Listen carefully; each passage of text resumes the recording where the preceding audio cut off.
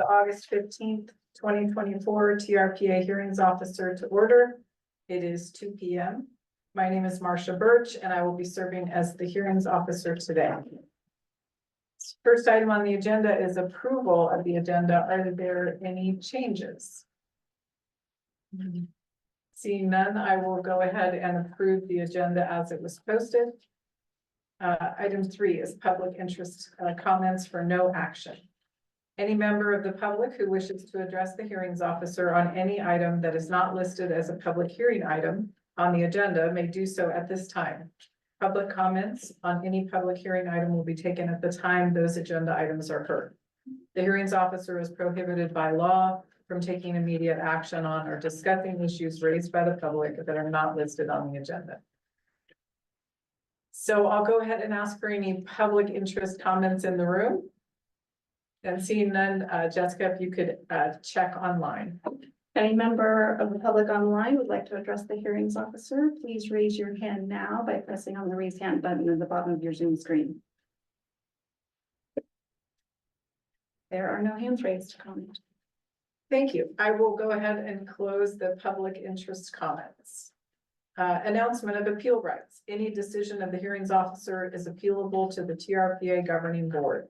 The notice of appeal, which can be found on TRPA's website, and associated fees must be filed within 21 days of the hearings officer's decision. All right, and that brings us to item 5, our public hearing items. Our first item, A, is the Gabby Land Capability Challenge, 1389 Ski Run Boulevard, South Lake Tahoe, California, assessor's parcel number 030-352-001, TRPA file number LCAP 2024-0014. And I believe this is Julie Roll's item. Yes, this is Julie Roll with the TRPA. As Marcia mentioned, this is a land capability challenge.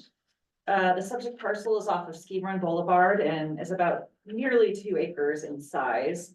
It's currently verified. The land capability is mostly sensitive land.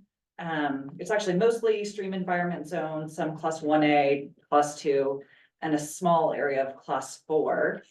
So the staff recommendation is to change the land capability designation to increase the area of class 4 at a small area of class 5.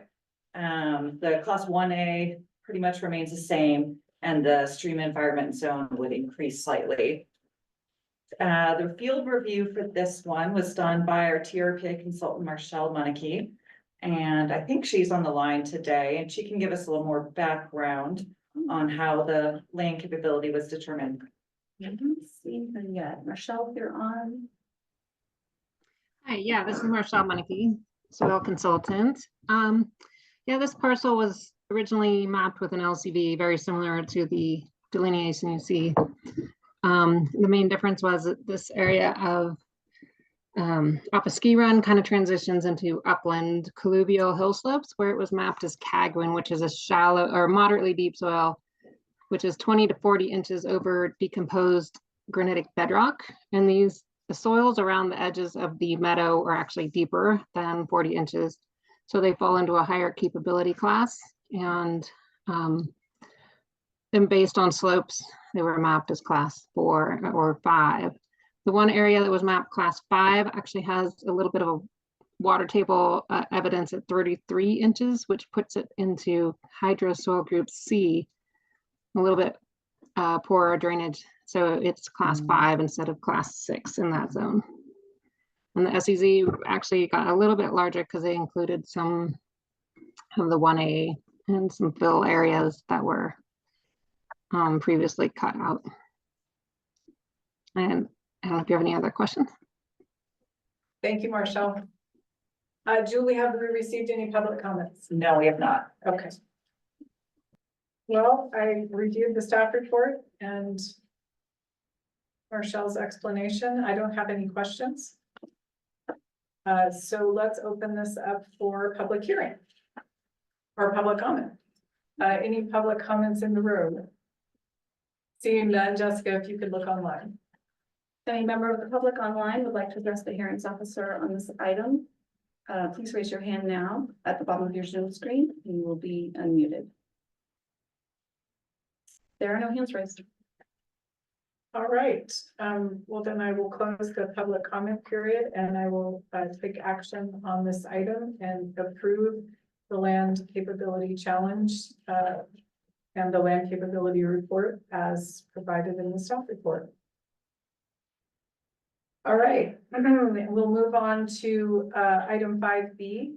This is the Postmistress Properties LLC, new lakefront accessory cabana structure, 1951 Glenbrook Inn Road, Douglas County, Nevada.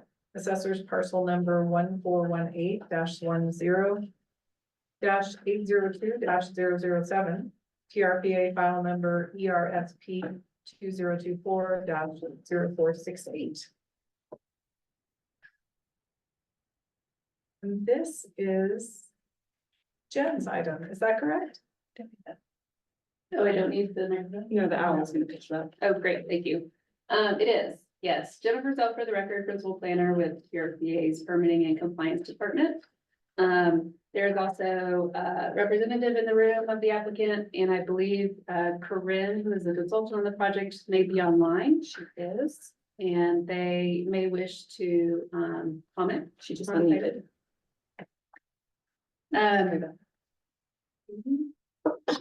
So this is a proposed accessory cabana structure within the Glenbrook Historic District. It is before the hearings officer today because it is within the historic district, and in the addition to a historic district does require review and approval by a hearings officer. So just for location and context, in the Glenbrook neighborhood, the parcel highlighted in blue is the subject parcel. The cabana structure would be located, if you're looking at this map, to the left of the roadway. That roadway is accessed by a number of other properties in that area. It is not located in the shore zone, so it is upland from that. You go to the next slide.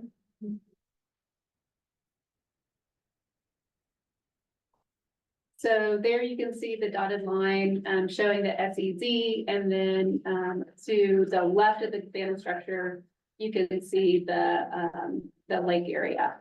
The living area for this accessory structure is 638 square feet. It is not proposed or approved as a residential structure, so it will not have sleeping facilities. It is accessory to residential uses on the upland portion of the parcel that's shown there. The building is located within a shoreline unit that is not an attainment. So there was a full scenic assessment that was completed for this property. That report is publicly available online and was considered during the review of the project. And Jessica, I had sent you a photo showing the location. Do you mind pulling that up and see if I can? This might take me a second here. Thank you. No problem.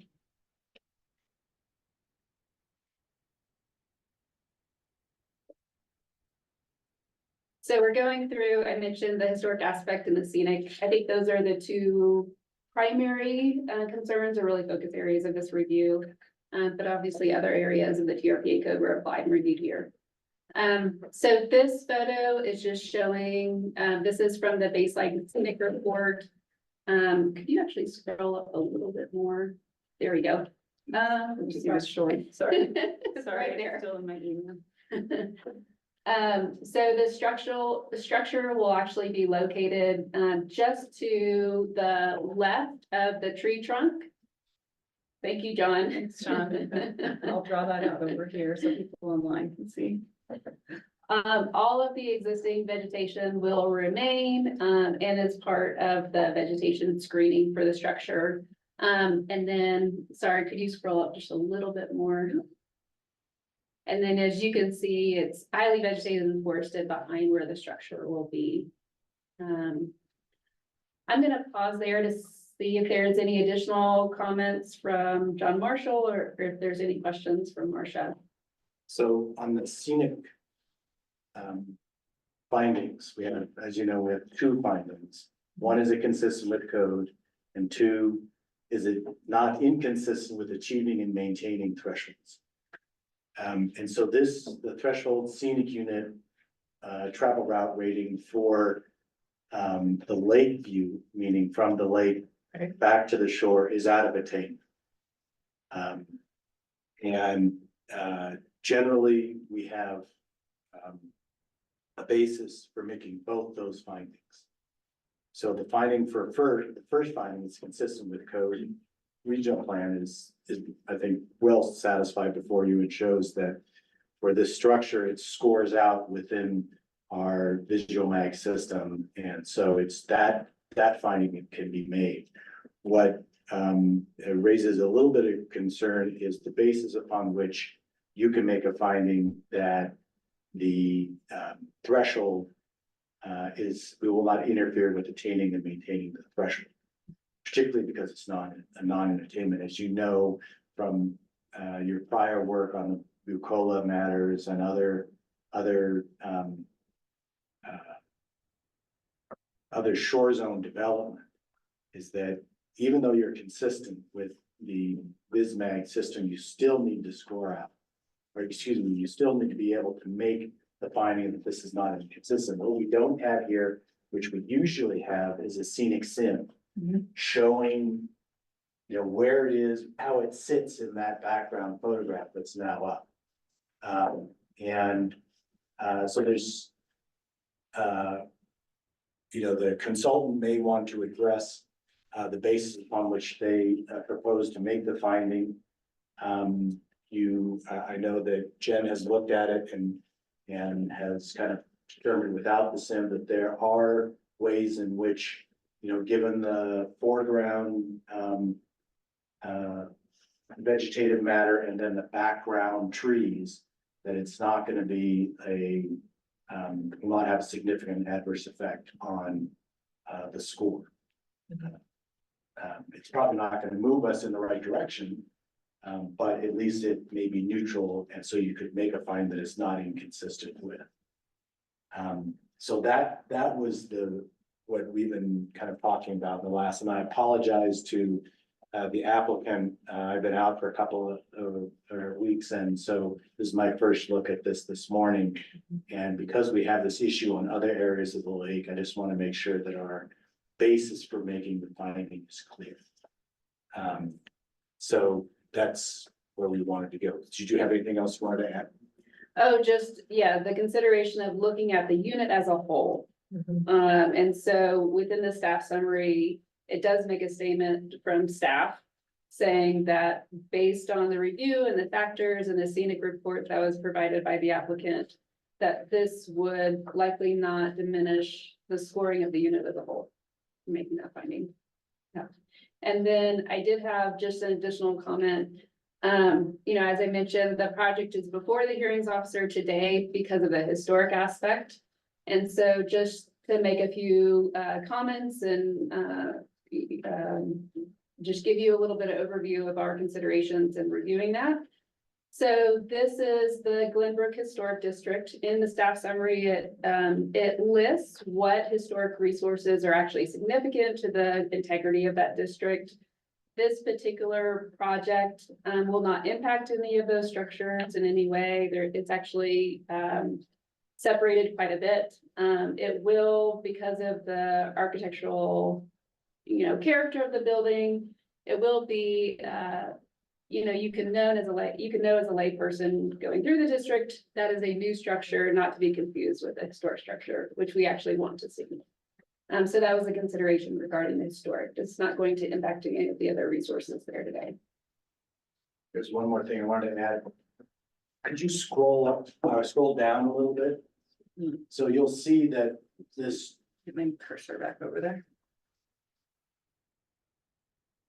You'll see that it's associated, there's a pier structure adjacent to I think it's on a different level, in fact, but it's adjacent to the site where and the pier was controversial. There's been the original pier approval, and I think there was either an expansion or an additional of A a modification for a boat lift. Yeah, a catwalk and I think another structure. It may have been a boat lift a few years later. And so there were some deed restrictions or permit conditions that went along with the approval of the pier that had triggered in my mind, we just want to make sure that whatever requirements, scenic requirements for the pier were not adversely impacted by the construction of the cabana. And just to let you know that they conditions of the pier projects, and Jen can give you more detail, are not affected by the addition of the cabana. So we just confirmed that that's not. So just get that on the record in case there's any questions about that. Okay. Okay, so the conditions of the pier project won't be affected. Okay. Okay. So you have both hit on the things that I had questions about. And I don't know if you want to finish up with your staff report, or you want to go ahead and address these questions now? Let's go ahead and address the question now if you had questions. Okay, so you mentioned that in the historic district, there's a preference for this very modern architecture so that it's clear that it's a new structure. And I'm curious about that because I have to admit, when I saw the design of the structure, I was surprised. I was surprised that this is going to be situated in that historic district. So a minor correction, not necessarily that we preference modern architecture in historic districts. But within our code and as part of our review, we look at what's called the Secretary of Interior standards for the treatment of historic properties. And there are certain guidelines under those standards that talk about when you're modifying an existing building, when you're adding to a district, there's all sorts of guidelines. And so what you would typically want to see, and what's consistent with these guidelines, is you want to see that new architecture, whether it's a detached building or it's an addition, somehow differentiates from the historic resources. And so you know that is a true historic barn in this neighborhood. And I can recognize, without being an expert, I can recognize that a detached structure in addition was a later addition to that historic resource. So I'm just recalling that in the historic districts, in most cases, there's a preference for architecture that is somewhat similar, right? So that it's not a stark difference between those historic structures and the new structure. So I was just curious about that, and whether or not those guidelines address that, the addition of a building to a historic district. They do, and it doesn't necessarily need to resemble and be cookie cutter of those historic buildings. Again, it's how does a lay person differentiate when they're walking through that area to know what is historic and what is not. And so, not related to Glenbrook, but you'll see on a national scale when large additions are made to a historic building, a lot of times you'll see that it's smaller in mass and volume, and maybe it's connected by a glass breezeway or walkway, rather than trying to mimic or, Disneyland up the historic resources. So we thought it was meeting that criteria to differentiate between the historic resources that are still there. Okay, now that's helpful explanation. The other question I had was about the scenic threshold. And I somewhat expected to see a simulation, of how it will be visually from the lake. And I'm curious, is that possible? Was there a reason why that didn't happen? That is certainly something that we could ask of the applicant. So the applicant did provide a full scenic assessment evaluation report. The photo that is shown today, that's part of that report, but that report it's a lengthier document that went through the considerations when they were designing and proposing this project.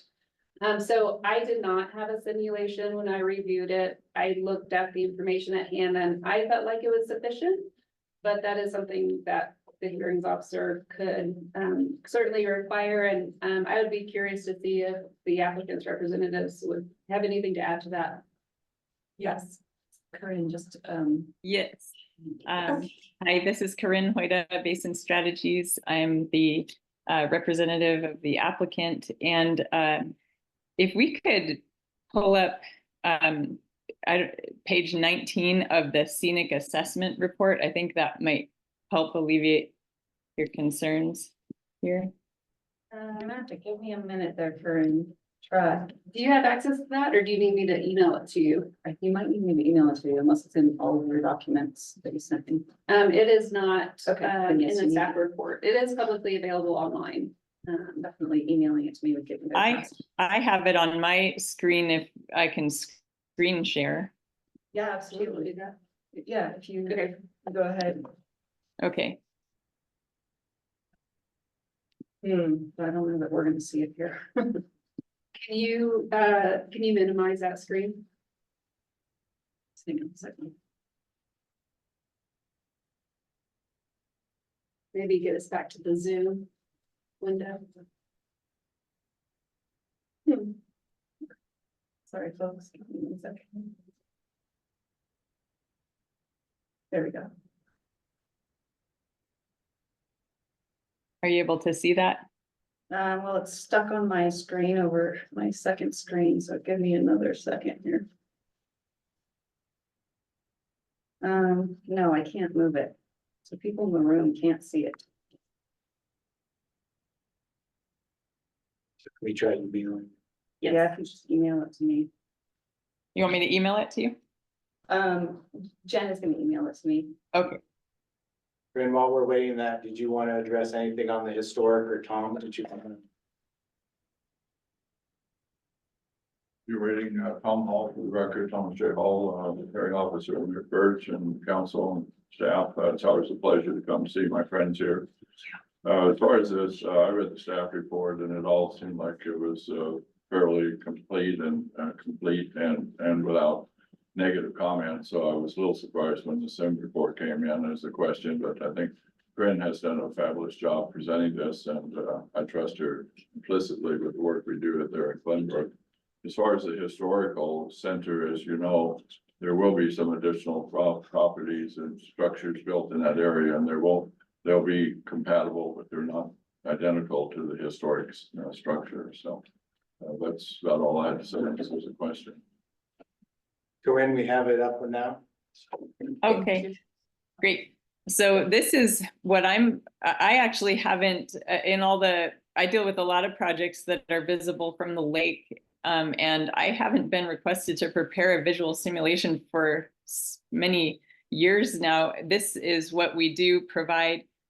It shows the structure, and then it shows the structure in relation to the proposed screening, and then it shows the calculations. And in this case, this is a small, compared to a lot of projects around the lake on the lakefront, this is a very small structure that's well screened. It actually has, when the calculations came through, 46 square feet of additional allowable visible mass that could be essentially like a credit for the property.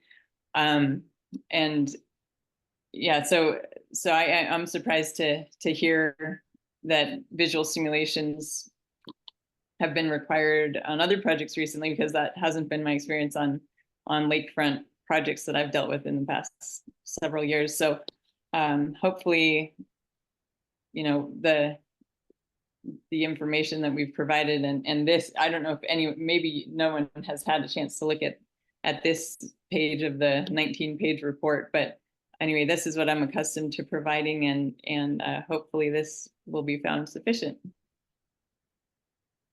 So what this does, and Corinne, please add to this.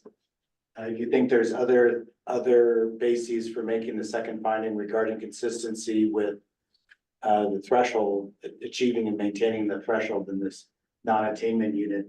But what we have here is the green, so the green bushes are the bottom. And what this doesn't show is the backdrop that Jen found to be also convincing in terms of settling something within that tree vegetation backdrop.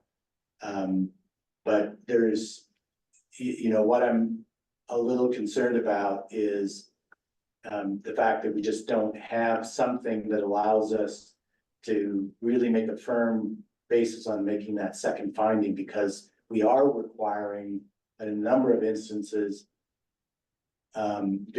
significant visual sims for areas in which particularly there's no structure before, and then all of a sudden there's structure. And that it's right, basically, not that it's in the shore zone, but it's, within the shoreland. And it's about as close as you can get within the land capability system, a structure as setback from the back shore. So that gives us reason for pause. And hopefully, we wanted to make certain that you were aware that the one thing that we usually look for in certain circumstances like this is a SIM that allows you to make that second finding. And then we are asking for other applicants in similar situations. Those present much bigger mass. So I think you can use the fact that it's only quote 500 square feet of visible. Is that right, Corinne and Jen? It is within the 500. I can give you the exact amount. Corinne may know off the top of her head. It's 549 square feet.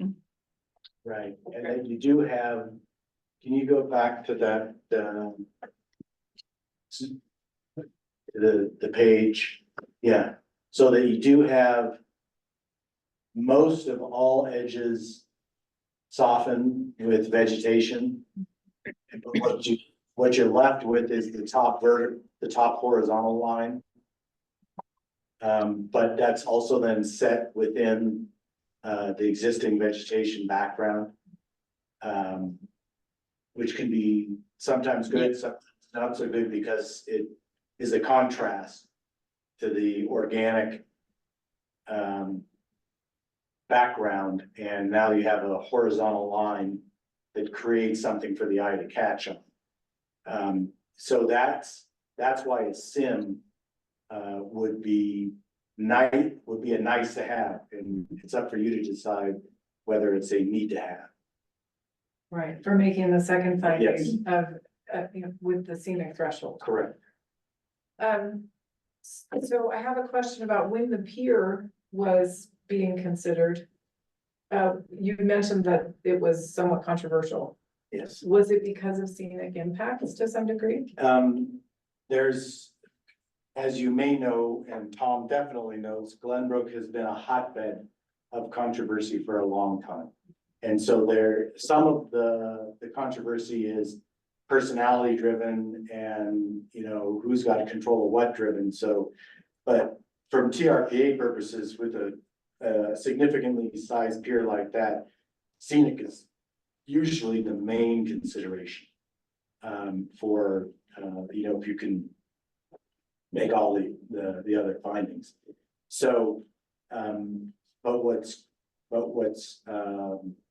there's nothing about in and of itself having a pier that says you can't develop in the back shore.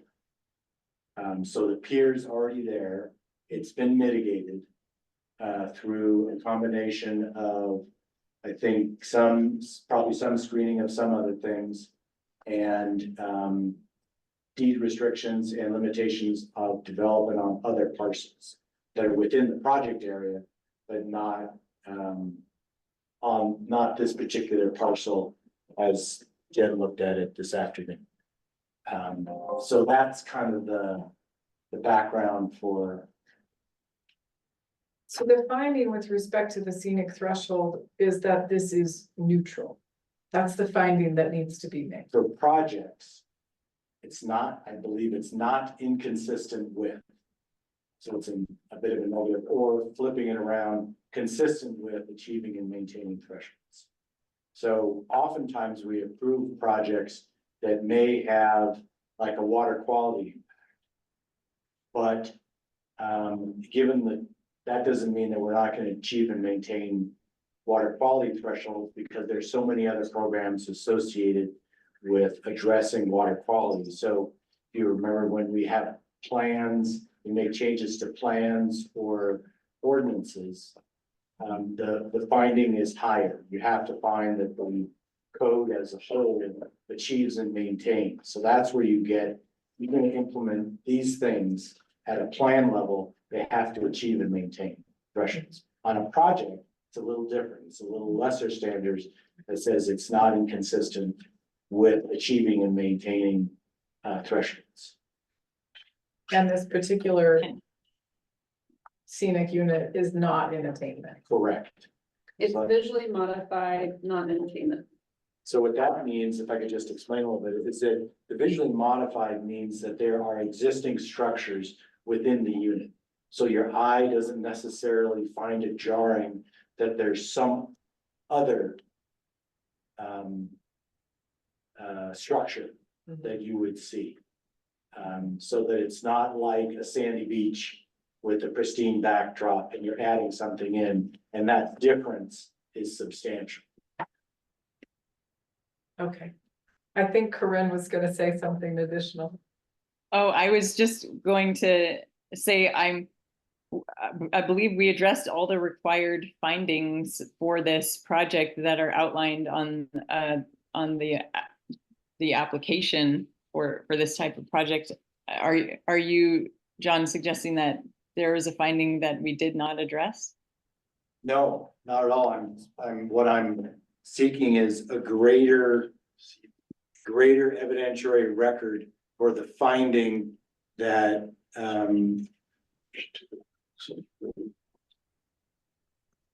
the project will not cause the environmental threshold carrying capacities to be exceeded. And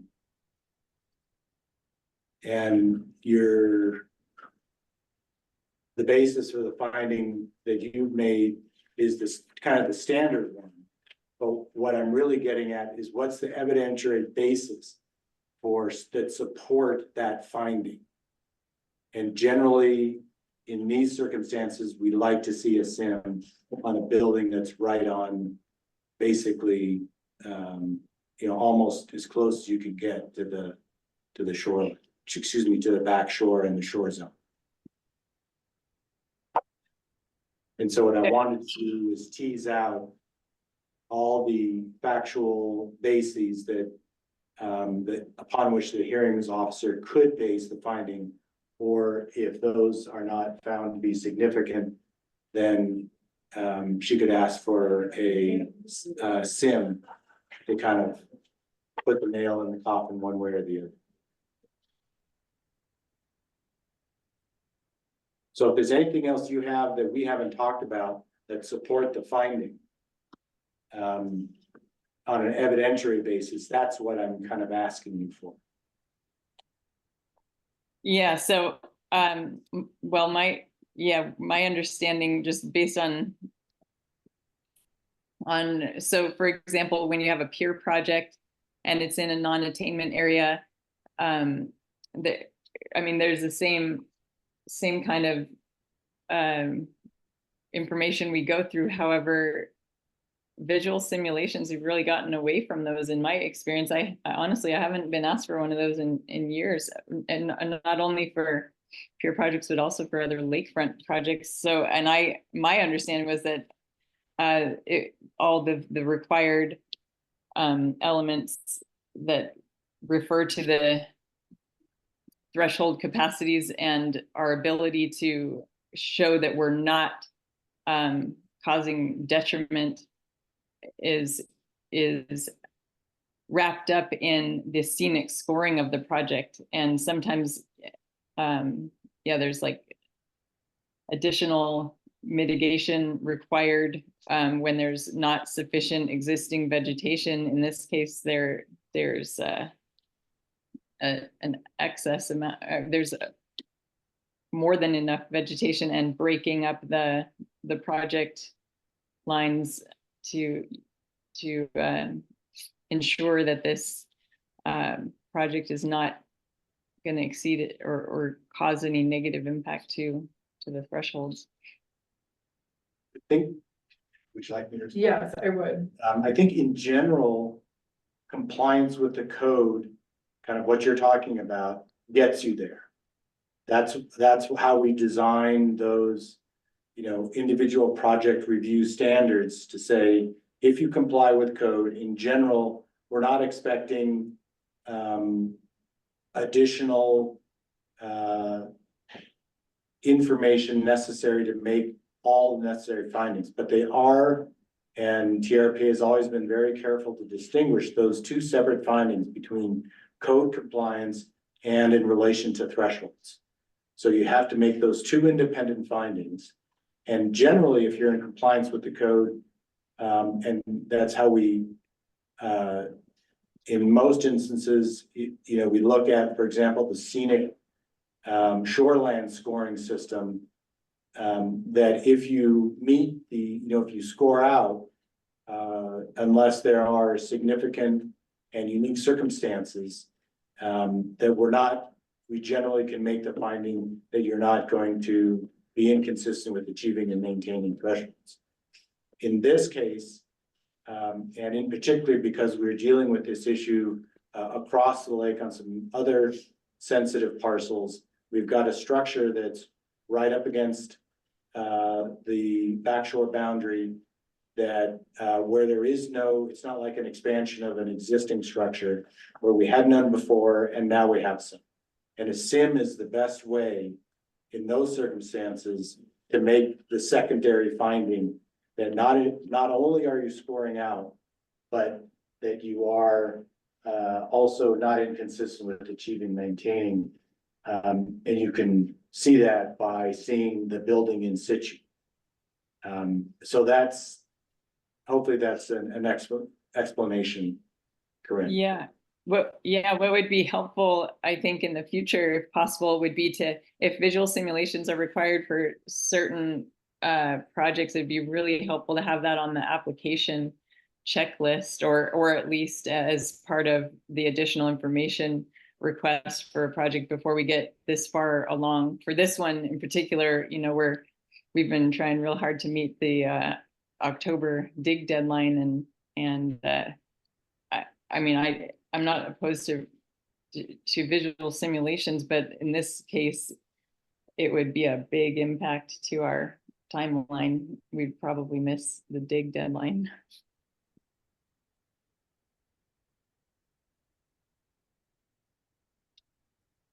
So, and I appreciate the distinction that you've made, because generally speaking, I think it's true. Once you say, oh, we meet the code requirements, that's fine, then, there's sort of almost, it follows that, it's going to be consistent with the threshold. Jen, I know that you've had an opportunity to review and digest this report. And if you could just speak a little bit more to your, sort of thought process and how you, in your mind, felt that it's going to be consistent with that threshold finding. Sure, absolutely, I'm happy to. Yeah. So as John mentioned, we do have the contrast rating sheet and that scoring that does provide a predictable process. And for the most part, if you score out, you will also meet the threshold. So under the review, really kind of the preliminary review primarily focused on that scoring sheet. Okay, yes, it does score out. It was reviewed, the scenic assessment says it was reviewed under level 5, option 2. It was actually reviewed under level 4, option 2, which is actually there's not as many stringent requirements as level 5, but it met both. But so looking at that scoring and then, okay, yes, it scores out, and then taking, an additional review of the materials provided in the scenic assessment and with the application. Are there any other significant concerns that are popping out for me as a staff reviewing this? The fact that this was in a non-attainment area is obviously a red flag. We need to pay close attention to that. It is within the visual modified shoreline unit. And so as John was mentioning, it's not like pristine wilderness. There are other structures within this unit. So this is going to pop out. Also looking at, they're using existing mature vegetation for screening, and for the most part, can you, let's see, Corinne was showing the visual, but could you go up, or sorry, one down on the slide? So the structure, as we talked about, the visual area is roughly, I think it was 539 square feet that you actually see from the lake. The hard lines, vertical lines of the structure, so those bookend lines of the structure, those are actually going to be screened for the most part. And they are using existing vegetation that's already mature. So it's not like we're waiting on brand new saplings to mature over 10 years. Again, looking at could you pull up that photo again? Looking at the landscape and context around this new building, there is a lot of mature vegetation in this area. Not only with that vegetation screening I was just talking about, but also in the foreground. So as John mentioned, it's not like this is on a sandy beach and all of a sudden there's a building where there wasn't one. So taking all of those considerations into account is where I felt comfortable making the finding that looking at how this impacts the shoreline unit as a whole, would that decrease based on this proposed project? And my staff finding was no. Okay, and one other question, just a detail. When you were thinking about the contrast between the structure and the surrounding vegetation, I mean, could you describe to me what that's going to be like? Sure. Could you scroll up just a little bit? So this is a very low profile building. It's 1 story with a seating area on top.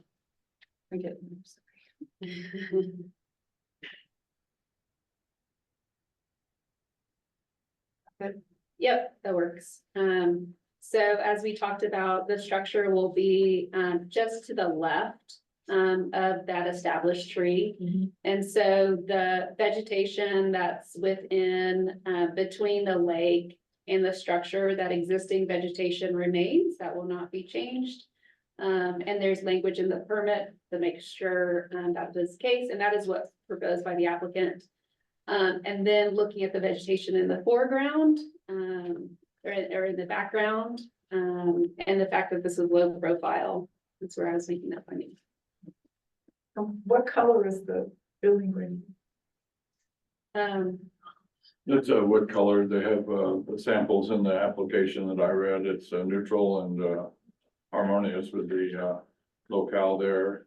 And they didn't want white because white is too visual. Right. And there are a couple of color patches in the application. I did want to say, for John's benefit of mine, when I read the report, it had a clean bill of health. And this idea of the SIM is kind of a late coming. I think the staff report is good. That I look at it and say, if you have back and front vegetation, it seems to me it's going to cover. And you heard the explanation, and also, as Green mentioned, we have a deadline, which you probably hear more often than you want to hear, but it is a concern for this applicant. So, and from a point of view of my thinking, it wasn't on a checklist at the beginning. The application was made, it came back without flaw. Staff supports it with their reasoning, and I would ask that just the hearing officer use some discretion to allow this to go forward. Thank you. Thank you. Did you find the color? So I have the scenic report on hand. Would you like to see it? Oh, yes. So, I think it was on the page that came up briefly. It may on have the been, screen. yeah. So it's wood, metal, and glass that's proposed as the materials. Okay, and it's not white, like he said, these are kind of earth tone colors. It is earth tone colors, and those colors factor into the scenic contrast rating Yeah, sheet. yeah. And so that is part of the equation of its scoring. Okay, I think that's where I picked that up. Okay. Thank you. Is there any, was there any public comment? I did not receive any public comment. I didn't see any public comment for this item. And do you have more to, I do. yeah. So there were a few revisions that were needed for the permit. Is now the time to go over those? Yes, let's go ahead and do that. Most of them were typos. The consultant does an excellent job of reading over the staff information and making sure we have all of our Ts crossed and dotted. So one revision that was needed was the reflectivity rating. This is on page 3 of the permit, condition 1. This is the reflectivity that is required of the glass on the structure. And so on page 3, condition 1, almost to the bottom of that condition, it says the window glass shall be 3% reflectivity. That should have been 11 to 13% reflectivity. So that was a typo. Another typo was regarding the level of review. And I've mentioned that just briefly within the presentation today. Under the scenic report, they had looked at the scenic level review of level 5, option 2. Because this is a new accessory structure under our code, it's actually level 4, option 2. So just make that correction in the permit. That's page 3, condition 1, and page 6, condition 6. And then the other revision was that TRPA under the conditional permit was asking for both a security and a scenic security. The consultant requested that we consider removing the scenic security because they were using existing vegetation. Typically, a scenic security is when we need to monitor vegetation over time. And so I worked with our compliance staff and they felt comfortable to remove the scenic security. This is pages 2 and 6 and condition 3H and 3I.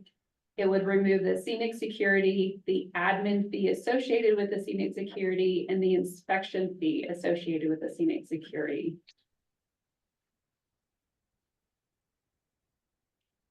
So I have 2 questions about those changes. One is, so the assessment that they did under level 4, rather, or It was, the assessment report was completed under level 5, option 2. right? That is usually used for new structures.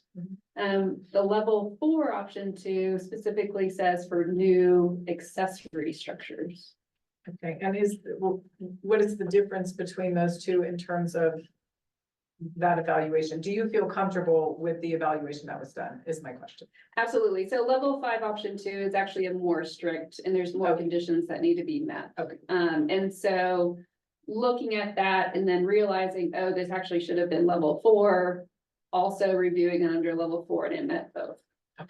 Okay, that was what I had gleaned from your first explanation, but I just wanted to confirm.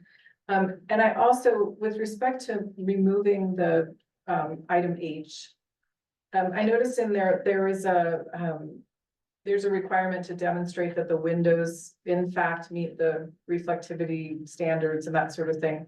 Is that something that is checked, you know, in a final inspection or something along those lines? So that by removing this, we're not removing that ability to ensure that that happened. That is correct. That's double checked during inspections, and I spoke with our compliance staff and they verified that. Okay, all right. Thank you. Do you have anything else, Jen? No. Okay. And I would just ask if the applicant's representative has anything additional? Not at this time, thank you. Thank you. All right, thank you. And I will open this to public comment. And I don't think we have any public comment in the room, so let's go online and see if there are any public comments for this item. If any member of the public would like to comment on this item, please raise your hand now by using the raise hand button at the bottom of your Zoom screen. There are no hands raised to comment on this item. Right, well, then I will go ahead and close public comment. And thank you all for all of your input and assistance through all of this. It's much appreciated. I have some questions and I feel that they've been answered. And Jen, I really do appreciate your diligence in going through all of these things and explaining them to me. I'm going to go ahead and take action. I am going to approve the required findings, including a finding of no significant effect, and approve the proposed project subject to the conditions in the draft permit. As modified, yes, thank you. Thank you. Thank you very much. Thanks, John.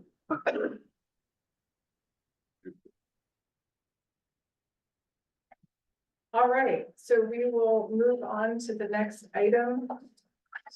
It's public hearing item 5C. This is Jabs by the Lake LLC, single family dwelling addition modification. 926 Jennifer Street, Washoe County, Nevada. Assessors parcel number 125-37209. TRPA file number ERSP 2024-0257. And I am Teresa Avance, Senior Planner here at TRPA. This project is a proposed modification to an existing single-family dwelling. It is located in Incline Village above Mount Rose Highway, so set up pretty high up there. The modifications include a pop out for a bathroom on one side, reconstruction of the fireplace chimney, relocation of existing rear deck and stairs, and installation of all best management practices for the property. They will be reducing about 109 square feet of class 4 coverage that will be banked on site. And this is possible because they're taking advantage of the pervious deck exemptions that are available to them. There is no change to the height of the structure, and the reconstructed chimney will be within the allowed appurtenances height for this structure. It is not visible from any scenic corridor or Lake Tahoe, but it does need hearings officer review because it's considered a special use as it's located in an avalanche area. So as a condition of approval, the applicants will be required to report a hold harmless for hazards associated with avalanche in structure. Yeah, so staff recommends approval based on the conditions in the permit. All right, thank you. Have you received any public? There have been no comments. I reviewed the staff report and went through the draft permit. I don't have any questions. So I'll go ahead and open it up to public comment. There's no one in the room, so if you could check online, Jessica. Any member of the public would like to comment on this item, please raise your hand now by clicking on the raise hand button at the bottom of your Zoom screen. There are no hands raised to comment on this item. Okay, well, I will close public comment. And I will go ahead and take action on this item. I will approve the findings contained in the staff summary and approve the project based on the staff summary, the record evidence, and subject to the conditions contained in the draft TRPA permit. Thank you. Thank you. Okay. Now we will move on to item 5D. This is Neptune Investments LLC Lakeview Development Mixed Use Project, 8716 and 8720 North Lake Boulevard, Kings Beach, Placer County, California. Assessors parcel number 090-142-001 and 002. TRPA file number ERSP 2021-1873. And Brandy McMahon is going to present this. But you don't need to use your microphone. I know. Thanks. My name is Brandy McMahon. I'm principal planner with the Permitting and Compliance Department. Today I'll be presenting a project. The applicant is Reza Shara. He's with Neptune Investments LLC. And he is requesting approval of the Lakeview Development Project. This is a proposed mixed-use project with 15 tourist accommodation units 9 market rate multi-family residential units and 1 deed restricted achievable residential unit. And 1,534 square feet of commercial office space at 8716 and 8720 North Lake Boulevard, Kings Beach in Placer County, California. The main structure is a 3-story building, 45 feet, 6 inches in height. It's fronting North Lake Tahoe Boulevard. This building will contain the professional office space and a hotel lobby entrance. Fronting North Lake Boulevard with multifamily and tourist accommodation units intermixed on all 3 floors. The main building contains all the multifamily residential units. That's 9 market rate residential units and 1 deed restricted achievable unit, and then 11 of the 15 tourist accommodation units. And then in the back, there's a smaller 3-story building, which is 35 feet in height. And it will contain 3 covered parking spaces on the ground level with 2 floors consisting of the remaining 4 tourist accommodation units above. The site is located in the Placer County Tahoe Basin Area Plan, Kings Beach Commercial Mixed Use Lakeside Town Center. This project, we've had it in since 2001. TRPA staff has been working closely with Placer County on it. It has been reviewed by the Placer County Citizen Advisory Tahoe Basin Design Review Committee, the North Tahoe Regional Advisory Committee, and the Development Review Committee, the county's Development Review Committee. And the proposed project was unanimously approved by the Placer County Planning Commission on June 27, 2024. And the county, based on the county's finding that the project is consistent with the Placer County Tahoe Basin Area Plan. We did receive 2 public comments. So one, I just received a voicemail message from an individual, Ed Pardini, that owns the property across the street before this meeting. And I did call him back, and I left a voicemail message. He had questions about the proposed building height. It is 45 feet 6 inches. The maximum allowed height in this zoning district is 56 feet. The original proposed project that was submitted to TRPA in the county was 56 feet, and we did work with the applicant to, we had them reduce that height. So those were his questions, and I have responded. Then we also received a written public comment letter from the Julie and John Wainscoat. They own the property at 8710 North Lake Boulevard to the west of the subject site. That on the bottom part used to be the Brockway Bakery. Now it's like an art and culinary shop. The Wainscoats, they're in their 70s and they live on the 2nd floor of that building. So it's a mixed use building. And so I'm just gonna go through and respond to some of the comments they raised. So they are concerned with the proposed height of 45 feet. Their building is a 2-story building. Based on the information in the CEQA document prepared by Placer County, it's likely to be about 30 feet in height. They have requested a shading study. TRPA and the county did not require one. Scenic, they have concerns about the finding, about scenic impacts.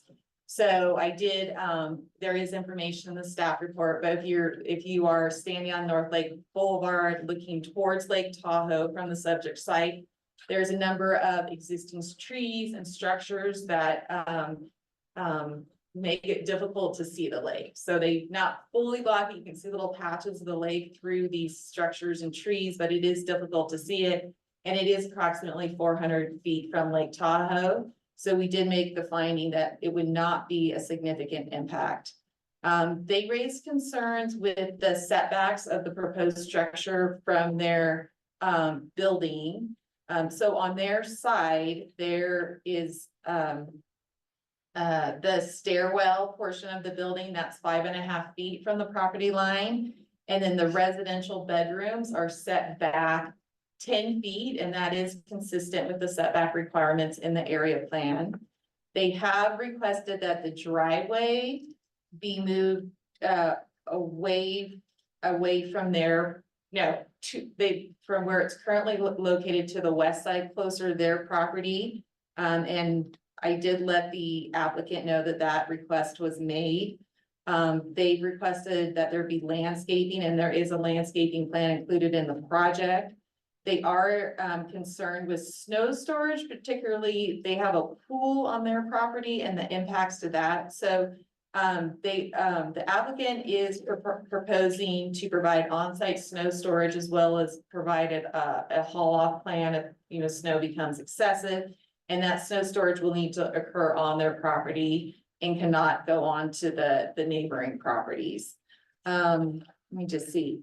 Another issue that I talked to the Wainscots on the phone, and they pointed out that there's an addendum in the initial environmental checklist. It's the addendum for transfers, conversions of use.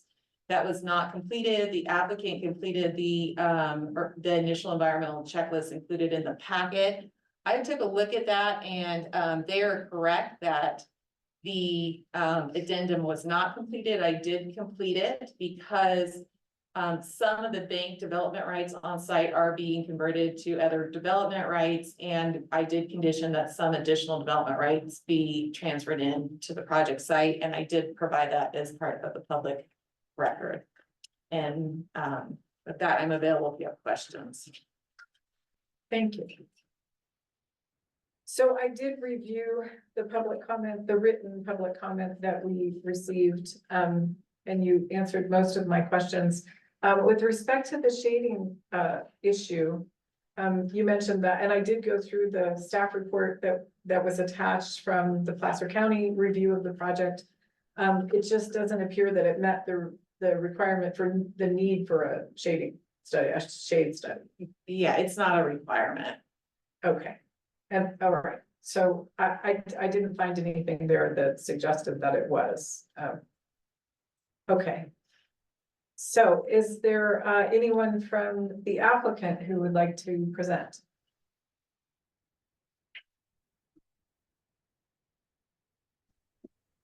Martin Wood unmuted himself. Hi, good afternoon. This is Martin Wood with SCO Planning and Engineering. I don't really have anything to present other than I appreciate Brandy's presentation and discussion of the items at hand. And if there's anything specific, we'd hope to try to answer any questions you might have. I'll just say that we worked closely with Placer County through the process, and a lot of revisions to the architecture, the lowering of the roof line, and sensitivity to creating a very aesthetically pleasing building. So we were pleased with the approval from Placer County, and we hope to answer any questions you might have today. Thank you. Thank you. I did note that there were significant changes as this has gone through the process with Placer County. Yes, I believe this is our 7th revision. The main issues were snow storage on site, height, snow shedding onto the walkway, so they had to revise the roof. So yeah, we've worked on this quite a bit and are recommending approval. Okay, thank you. All right, so I don't have any additional questions, but I will open it for public comment. And since no one's in the room, Jessica, if you could check online. Any member of the public online would like to comment on this item, please raise your hand now by pressing on the raise hand button at the bottom of your Zoom screen. There are no hands raised to comment on this item. Okay, well then I will close the public comment portion of this item, and I will take action. I will approve the findings contained in the staff summary, including a finding of no significant effect. And I'll approve the project based on the staff summary, the record evidence, and subject to the conditions contained in the draft permit. All right, and we will go ahead. Thank you, Martin. All right, we're adjourned. Thank you, everyone.